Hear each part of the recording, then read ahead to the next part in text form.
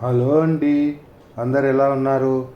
ఈరోజు మనము నంద్యాల జిల్లా రుద్రవరంకి అయితే వచ్చాము. ఇక్కడ వెంకటేశ్వర స్వామి టెంపుల్ చాలా ఫేమస్. చూడండి ఎంత విశాలంగా ఉందో, చాలా బాగుంది. అద్భుతంగా కట్టినారు. ఇది చూస్తే మనం తిరుమల పోయిన ఫీలింగ్ అనేది మనకు వస్తుంది. చూడండి, స్వామివారి కళ్యాణం ఇది, స్వామివారి ఎంట్రన్స్ ఇది. ఎదురుగానే గరుత్మంతుడు వారు కూడా ఎదురుగానే ఉంటారు. స్వామివారికి ఎదురుగానే చాలా బాగుంటుంది. ఇక్కడ అన్నదానం కూడా జరుగుతుంది. బాగుంటుంది. చూడండి, సువిశాలమైన స్వామివారి టెంపుల్. చూడండి, నిలువెత్తు విగ్రహము. చూసిన కళ్ళు మనం తిరుమలలో దర్శనం చేసుకునే ఫీలింగ్ అయితే మనకు ఉంటుంది. చాలా చాలా బాగుంటుంది. శ్రీదేవి భూదేవి సమేతుడైన వెంకటేశ్వర స్వామి చాలా బాగుంది. తప్పకుండా మీరైతే ఇటు పక్కన ఈ ఏరియాకు నంద్యాల జిల్లాకు ఎప్పుడైనా ఎవరైనా వస్తే ఖచ్చితంగా రుద్రవరంకి వచ్చి స్వామివారిని దర్శనం చేసుకొని వెళ్ళండి.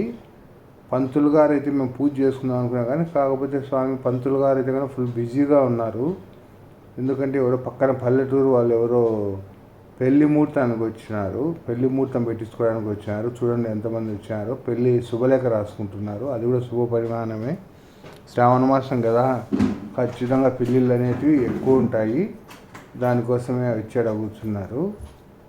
చాలా చాలా బాగుంటుందండి. మీరు వచ్చి ఖచ్చితంగా చూడాలనేది నా కోరిక. ఎందుకంటే మనం తిరుమల దర్శనానికి ఈ మధ్యకాలంలో చాలా ఇబ్బందిగా ఉంది చూడాలంటే. కాకపోతే ఇక్కడ చూసినట్టు తిరుమల చూసిన ఫీలింగే ఉంటుంది. ఆయన వరాహస్వామి కూడా చూడండి. ఇక్కడ వరాహ అవతారం కూడా ఆయన కూడా ఉంది. ఇది కొత్తగా నిర్మిస్తున్నారు ఇంకొక గుడి. ఇది ఇక్కడ వచ్చేసి అంటే కొబ్బరికాయ కొడతాము. ఇక్కడ నంది రాములు వారు ఇక్కడ ఉన్నారు.